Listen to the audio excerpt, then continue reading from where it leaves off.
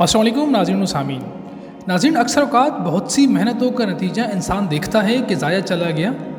ہم کئی سال محنت کرتے ہیں اور حاصل محنت کچھ بھی نہیں ہوتا، یعنی محنتوں کے ثمرات کا ضیاع ہو جاتا ہے۔ اسی سلسلے میں شاعر کہتا ہے کہ قسمت کی خوبی دیکھیے ٹوٹی کہاں کمند، کچھ دور اپنے ہاتھ سے جب بام رہ گیا۔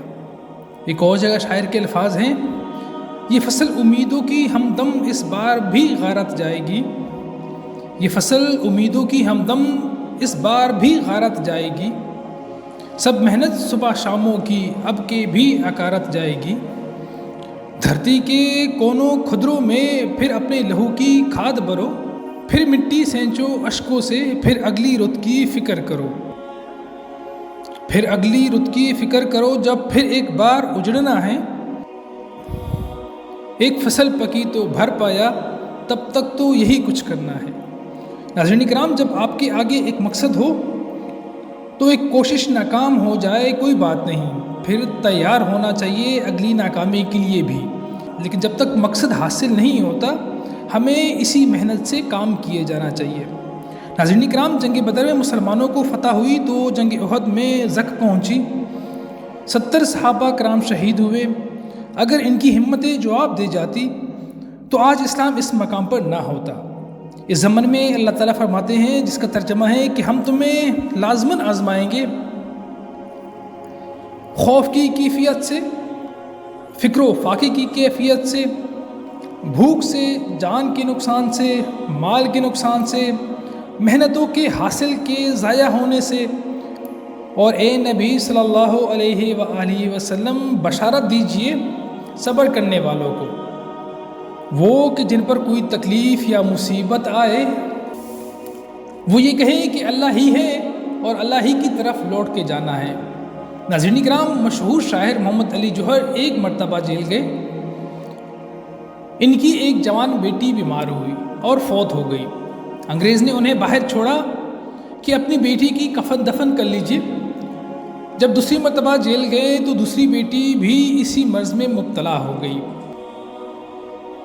ابھی جیل میں ہیں اور خبر پہنچی کہ دوسری بیٹی پر بھی اسی بیماری کا حملہ ہوا ہے، تو انہوں نے ایک نظم لکھی جس کا آخری شعر یہ ہے کہ تیری صحت ہمیں منظور ہے لیکن، تیری صحت ہمیں منظور ہے لیکن اس کو نہیں منظور تو پھر ہمیں بھی نہیں منظور۔ جب تک یہ کیفیت نہ ہو انسان اس میدان زندگی میں ثابت قدم نہیں رہ سکتا کہ میرے رب کو اگر یہی منظور ہے تو مجھے بھی یہی منظور ہے، یعنی راضی برضائے رب۔ اللہ تعالیٰ فرماتا ہے کہ یہی ہے وہ لوگ جن پر ان کی رب کی طرف سے عنایتیں اور رحمتیں ہیں، اور یہی ہیں وہ لوگ جو کامیاب ہونے والے، ہدایت پانے والے اور ہدایت یافتہ ہیں۔ اسی سورۃ البقرہ کے 21ویں آیت کا ترجمہ ہے، یہی ہے وہ لوگ جو فکر و فاقہ میں، جنگ میں اور جسمانی تکلیفوں میں صبر کرنے والے ہیں، یہی ہیں جو سچے ہیں، اور یہی وہ لوگ ہیں جو متقی ہیں۔ ناظرین کرام، ہمیں اپنی غیرت و ایمانی کا جائزہ لینا چاہیے کہ لوگ باطل نظریات کے لیے کتنی قربانیاں دے رہے ہیں۔ ہم میں سے کتنے ایسے لوگ ہیں جنہوں نے دین کے لیے اپنے آپ کو وقف کیا ہوا ہے۔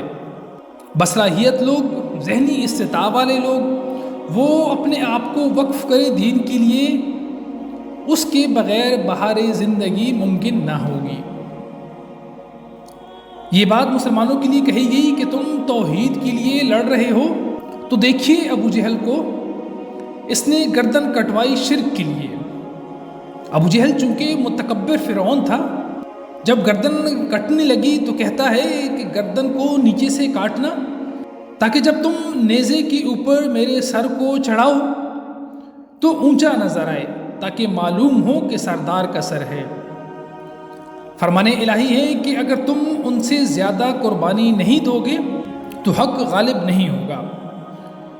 انہوں نے جو صبر کیا باطل نظریات پر اگر تم اس سے زیادہ صبر کا ثبوت نہیں دو گے اپنے حق پر تو حق غالب نہیں ہوگا، اور اللہ کا تقوی اختیار کرو تاکہ تم فلاح پاؤ۔ آخر میں دعا ہے کہ اللہ ہمیں حق پہ ڈٹے رہنے اور تقوی اختیار کرنے کی توفیق عطا فرمائے۔ آمین ثم آمین۔